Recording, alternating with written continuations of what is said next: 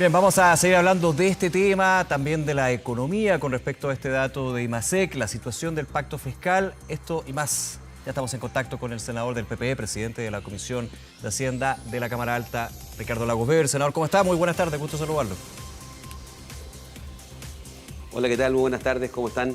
Bien, pues, oiga, déjeme enganchar con esto, que tiene que ver con la situación de democracia viva, la situación también que complica al gobierno, al pacto oficialista y al senador Carlos Montes. ¿Cómo lo ve usted con los antecedentes que se tienen hasta ahora y cómo se ha dado este desarrollo? Es que son tantos temas al mismo tiempo que están sucediendo a partir de un caso en particular y que ha tenido ramificaciones, ¿ya? De algo que partió en Antofagasta con una fundación, con una asignación directa, con todo lo que conocemos, no lo voy a sintetizar, pero de eso hasta ahora ya entiendo que hay entre 3 y 4 fiscales involucrados, tomando antecedentes, etcétera. Hoy día el ministro Montes habló derechamente que había un caso de corrupción. No lo dice Lagos Weber, estoy repitiendo lo que dijo el ministro Carlos Montes, ya, que nada más ha tenido... que se ha echado al hombro, si usted quiere, enfrentar este tema con mucha decisión y con mucha firmeza, ¿ya? Y desde ese punto de vista yo creo que le ha hecho todo lo que está a su alcance para ayudar a aclarar esto, a que no se produzcan estas cosas nuevamente. Podríamos hablar horas de este tema porque tiene muchas aristas distintas. Yo esperaría que hoy día hemos escuchado que hay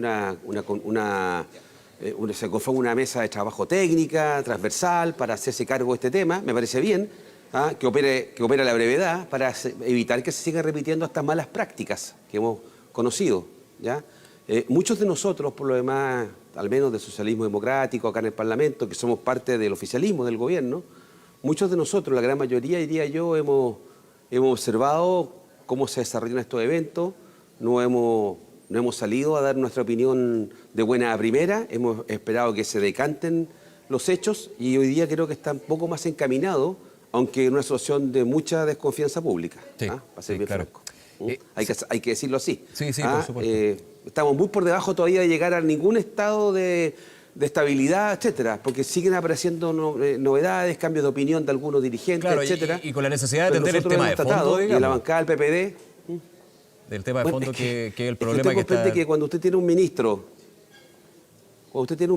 que tiene que estar abocado a este tema y no a la reconstrucción de vivienda, no a cumplir la meta, lo distrae. Pero bueno, es parte del trabajo y creo que el ministro Carlos Montes, y lo voy a decir así, creo que ha estado más que a la altura, ha enfrentado este tema con mucha fuerza, con mucha claridad, y eso se valora en esta instancia. Senador.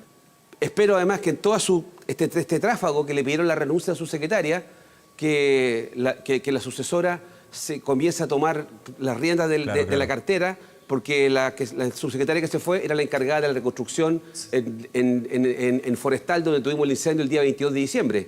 Entonces, ahí también hay que hacerse cargo de eso. O sea, hay temas concretos. Senador, pero si quiere sigo hablando de esto, no tengo problema. Y yo quiero pasar a otro tema también, pero aprovechando lo que usted mencionaba, el senador Carlos Montes, para ir también a otros puntos. ¿Usted cree que son, y piensa y valora que son injustas las críticas desde la oposición a la figura del ministro Carlos Montes? ¿Hay oportunismo político en términos de evaluar la posibilidad, por ejemplo, de una acusación constitucional cuando justamente está desenfocándose lo que es el objetivo de su cartera a una necesidad, obviamente, que es sacar toda esta basura que empieza a aparecer y que, como usted decía, hoy habla de corrupción el ministro? ¿Cómo lo ve usted? A ver, en materia de acusaciones constitucionales, y no es para sacarme los pillos, pero se lo digo así, en la medida que se presentara una acusación en la Cámara que llegara al Senado, yo tendría que pronunciarme al respecto, ¿ya? Entonces, prefiero no pronunciarme respecto a ningún fondo. Solamente quiero decir que si bien es una atribución la acusación constitucional, espero que se use responsablemente.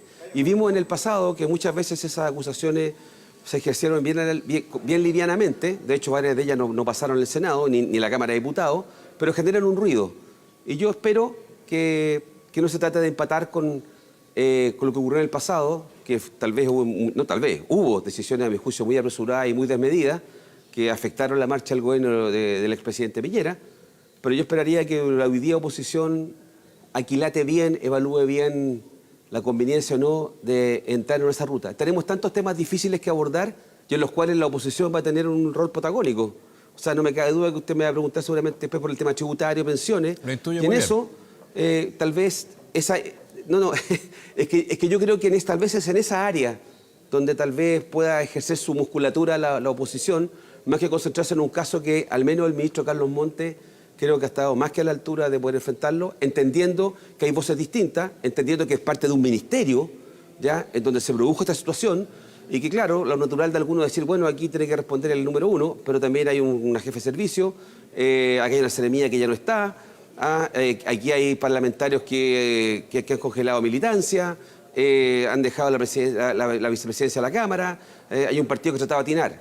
Y en esto, y usted no me lo ha preguntado, lo va a decir, también muchos de nosotros hemos hecho un ejercicio que no es fácil, ¿ya?, de cierta contención, porque yo quiero que el gobierno se estabilice, pueda llevar a cabo su programa, y para eso no quiero traer más problemas. Pero no ha sido fácil tampoco, producto de una crítica muy desmedida que hubo en el pasado a los gobiernos anteriores, a partir de una cierta superioridad que hoy día ha quedado en entredicho. ¿Ya? Lo que yo espero es que, pasado este tráfago, podamos abordar eso y que tengamos tal vez la posibilidad de escuchar de parte de esa generación que demostró no ser ni peor ni mejor, sino que está en política y que no todos han sabido sobrellevar de manera correcta y adecuada esas responsabilidades, más allá de los errores que uno puede cometer. Otra cosa son los actos de corrupción, como hemos conocido hoy día de hoy. Entonces yo esperaría que en el futuro esa generación y que son parte de nuestros compañeros de ruta en el gobierno pudieran procesar tanto la forma en que hemos encarado muchos de nosotros esta crisis que están viviendo, y esperando que tal vez puedan repasar lo que fueron sus juicios respecto a 20 años atrás. Que no es fácil gobernar. Sí, claro. Y tomar decisiones. Sí, por supuesto. Senador, usted mencionaba también la necesidad de estar conversando con la oposición para los desafíos que tiene el gobierno, para las ideas que tiene el gobierno, para el plan de gobierno, y déjeme justamente ir a ese punto. Lo que tiene que ver con el pacto fiscal, reforma tributaria, y esto lo voy a sumar con el dato de la contingencia el día de hoy, con el IMASEC. Muchos dirán, bueno, pero ¿por qué el IMASEC, reforma tributaria? Bastante si desde los críticos a la reforma tributaria que fue rechazada en su minuto en la Cámara Baja apuntan justamente a que cuando tenemos una caída en la actividad económica que se hace constante, que se repite, no es buena idea subir los impuestos, no es buena idea una reforma tributaria, aunque se hable de pacto fiscal o no. ¿Cómo se está viendo desde el Senado y desde su partido en ese sentido, desde la Comisión de Hacienda? ¿Hay agua en la piscina para la tratativa que tiene el ministro Marcel, especialmente con la oposición? Lo pongo ahí porque son los votos que se necesitan en un desafío que no es menor, 2/3. No es para nada menor. Yo le diría que es cuesta arriba, ¿ya? Pero eso lo tiene claro el ministro Mario Marcel. Yo estuve con él ahora en una gira a Nueva York y a Toronto para explicar parte de estos temas, para atraer inversión, y más allá de que los inversionistas extranjeros tienen una mirada un poquito más optimista de Chile que los propios nacionales, entendiendo eso, quiero decirle que la flexibilidad que ha tenido el ministro Mario Marcel ha sido bien notable. Le quiero recordar que el proyecto de reforma tributaria que ingresó a la Cámara de Diputados y que fue rechazado en general, pretendía recaudar 4,1% del PIB, ¿ya? Y lo que se rechazó aspiraba a recaudar 2,7%. O sea, esa baja de 4,1 a 2,7 es una señal clarísima de la flexibilidad del gobierno, de entender que no somos mayoría. El gobierno no tiene mayoría en el Parlamento, ni en la Cámara ni en el Senado. Y cualquier reforma, esta o la de pensiones, va a requerir una conversación. Y para un gobierno, al gobierno al cual yo estoy apoyando, sin ninguna duda, he votado todo lo que está en mi ámbito de atribuciones, he colaborado en eso. Creo que más que para el gobierno, es bueno para los chilenos sacar la reforma de pensiones y una reforma tributaria. Y sobre el tema del IMASEC que hemos conocido el día de hoy, ¿ya? Quiero decirle que ese resultado, que es un IMASEC negativo, ese IMASEC negativo no es para aplaudirlo, porque significa que la economía no creció, pero es consecuencia de las medidas que se han ido adoptando para combatir un mal mayor, que es la inflación. La política monetaria del Banco Central, que tiene las tasas relativamente altas, pero que se espera que se baje en un momento la tasa de política monetaria, más el esfuerzo que hizo el gobierno, el Ejecutivo, el ministro de Hacienda, Marcel, de reducir el presupuesto para que converja los ingresos nuestros con lo que gastamos, fue un esfuerzo muy fuerte que tiene este impacto en la economía. Y todo indica que a fin de año vamos a estar creciendo tal vez al cero o una cifra negativa pequeña, pero los años que vienen no van a ser así de malos, o de estancamiento. Entonces yo me pregunto, ¿alguien cree que la reforma tributaria la vamos a aprobar el día de mañana y que vamos a subir los impuestos eventualmente si que se aprobara eso el día pasado mañana? No, acá hay una gradualidad que conversar. Esta reforma no entra a regir inmediatamente, pero lo que se trata, a mi juicio, o es lo que yo persigo, es una reforma tributaria que junto con allegar recursos al fisco, haga más justicia en la forma en que se pagan los tributos en Chile, pero mirando para adelante, cosa que en la próxima elección presidencial, ojalá este tema no estuviera en la agenda. Lo sacáramos para que los inversionistas tuvieran predictibilidad al futuro. Ahora se habla que el problema es que cada gobierno que entra tiene una reforma tributaria debajo del brazo. Sí. Se ha dado así, entre otras cosas, porque no hemos logrado ir al tema de fondo sobre el tema tributario en Chile. Esa es la verdad. Fíjese que el ministro Marcel, el ministro Marcel propuso, en la reforma que se rechazó, propuso rebajar el impuesto a las empresas de un 27 a un 25%. Rebajar el impuesto. ¿Sujeto a qué? A innovación, a introducción de nuevas tecnologías, mejora de la productividad, etc. Claro, pero era una reinversión ahí. Pero lo que nos está fallando, pero lo que nos está fallando a nosotros es que los impuestos a las personas es donde tenemos el déficit. Podemos tener guarismos re altos en el papel, pero en la práctica se recauda poco por ese lado. Y comparado con la OCDE, en impuestos a las empresas estamos sobre la mediana y en el caso de los impuestos a las personas estamos por debajo. Y hay que hacer un esfuerzo. Entonces yo digo, ¿cómo no es posible poner de acuerdo ahí, poner de acuerdo tal vez en algunas exenciones, estímulo al crecimiento? Entonces yo ahora paso al pacto fiscal, porque ya hemos hablado de puros tributos.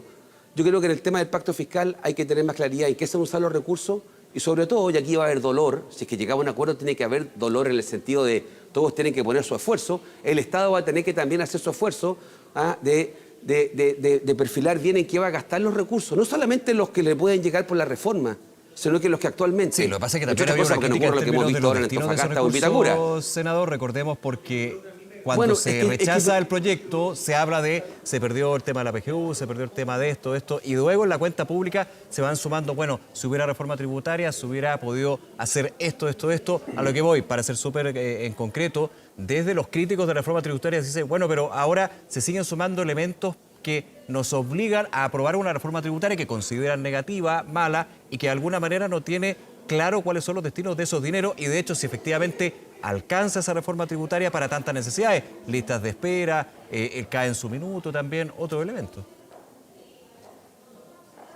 Bueno, para todo eso, yo creo que la metodología, a mi juicio, más fácil a esta altura, y sobre todo no teniendo mayoría, es sentando a conversar. Y volvernos a conversar 2 y 3 veces. ¿Y para qué? Para ponernos de acuerdo en para qué queremos los recursos. Una vez que identificamos la área, y yo no soy muy inteligente para estas cosas, pero tengo la pensión garantizada universal, que hay que poner algún financiamiento, hay que poner financiamiento en seguridad ciudadana, hay que poner financiamiento en salud y hay que poner financiamiento en la política nacional de cuidado. En esas 4 áreas, yo creo que vamos a ver un consenso que es importante poner recursos. Digamos ahora, entonces, una vez que lo identifico las 4 áreas, las que yo se me ocurren, otros pueden tener otras, ¿cuánto cuestan estas 4 áreas? Y una vez que tenemos ese guarismo, si cuestan 100, ¿cómo consigo los 100? 1, con mayor crecimiento, no me cabe duda. 2, con eventualmente una reforma tributaria que elimino exenciones y entonces ingreso más, estimulo la inversión, genero más crecimiento a mediano plazo. Y muy importante, reforma de modernización del Estado. Nadie le va a vender, el que le diga que va a reformar el Estado en un proyecto de ley y que esto es resuelto, eso es humo y eso es falso. Pero uno puede tener un compromiso de gradualidad a la hora de ver qué hacemos con nuestro empleo público, qué hacemos con los programas que tal vez no están del todo bien evaluados o que no están llegando donde tienen que llegar. Y ahí está el dolor, porque no se trata solamente de exigir un mayor pago de impuestos a un sector, ya que en realidad es el que más paga los impuestos y uno puede seguir subiendo ahí los impuestos, pero otra cosa es que se llama tener la recaudación esperada. Entonces, el ministro Marcel, vengo llegando de él, hablando con los inversionistas chilenos y extranjeros, y la flexibilidad que mostró fue total en esta materia. Creo que hace meses atrás dijo, no hay líneas rojas. Entonces, ¿por qué se va a negar? Estoy pensando yo en mi día a día acá. ¿Por qué el senador García o el senador Coloma, que es el presidente del Senado hoy día, por qué nos vamos a negar a ver cómo financiamos estas 4 áreas, si estamos de acuerdo en estos 4 temas, nos ponemos de acuerdo de cuántas lucas cuesta y cómo las juntamos las lucas? Y eso no es para ayudar al gobierno. Es un gobierno que además tiene una adhesión ciudadana bastante baja, pero es para dar una respuesta a los pensionados en Chile, a las listas de espera en salud. Entonces me parece a mí bien injusto, y no cierro yo, pero le quiero decir, que me digan, mire, que producto de lo que ocurrió en Antofagasta, entonces no podemos mandar más recursos porque se los malgastan. Yo entiendo comunicacionalmente el punto, y seguramente a muchos chilenos y chilenas les va a hacer sentido ese punto. Claro. pero es bien injusto que por 500 millones mal asignados, 800, usted perjudique a centenares de miles de pensionados que no les puede subir la jubilación ahora. Entonces, yo creo que tenemos espacio para hacerlo y mi gobierno, o el gobierno del presidente Boric, al cual yo he apoyado, creo que tiene que hacer todos y cada uno de los esfuerzos para llegar a un entendimiento. Y si no llego al 100 de lo que quiero, y esto lo dijo de una manera, lo dijo el presidente Boric en la cuenta pública, pero algunos lo decimos de antes, si yo quiero 100, yo obtengo el 65, lo que tengo que hacer es cerrar con los 65, festejarlo, cacarearlo, obtuve 65 de 100, ¿y por qué? Porque no tengo más fuerza. Y el resto veo cómo lo hacemos en otra administración, con mayor apoyo ciudadano, con mayor apoyo parlamentario y generando las condiciones de un diálogo en esto. Yo no creo en el buenismo, pero me parece que si yo no tengo mayoría, no conozco ningún país. En democracia que no tiene mayoría, mire, tengo la experiencia de la concertación, que tanto lo criticaron algunos. Nunca tuvimos mayoría en el Senado, ni en la Cámara de Diputados, ni tanto. Pero teníamos mayoría en votos en Chile, pero como está la Constitución, el sistema electoral, no podíamos hacer cambios. ¿Y quedamos estancados a 20 años? No. Fue todo perfecto, lejos de ser perfecto. Hubo errores, varios. Hubo malas prácticas, se vieron las malas prácticas. Nos pasaron la cuenta también, pero Chile cambió. ¿Y cómo? Conversando, llegando a entendimiento. Yo esperaría que ahora tengamos esa capacidad también y que la oposición no se entusiasme con los vaivenes electorales. Y termino acá, a ver si que termino acá. Porque lo único que ha cambiado en Chile desde el estallido social en términos de fondo ha sido que el electorado puso al presidente más joven y más de izquierda en la moneda, lo llevó a la moneda, al presidente Boric, y al año siguiente le dio la espalda en 2 elecciones. O sea, lo que ha cambiado en Chile son los ánimos electorales, pero los temas estructurales están exactamente donde estaban en octubre del 2019. Entonces, eso a mí me lleva a pensar que tenemos que apurar el tranco en esto, de hacer todos los esfuerzos. Yo estoy dispuesto a ponerme de acuerdo, otros dirán a ceder, a transar, a madurar políticamente y ponerme de acuerdo pensando en los próximos 5 o 10 años. Eso es lo que yo espero que podamos hacer.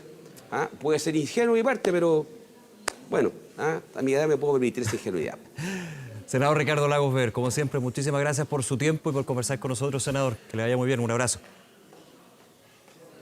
Muchas gracias, que esté muy bien. Cuídese, chao.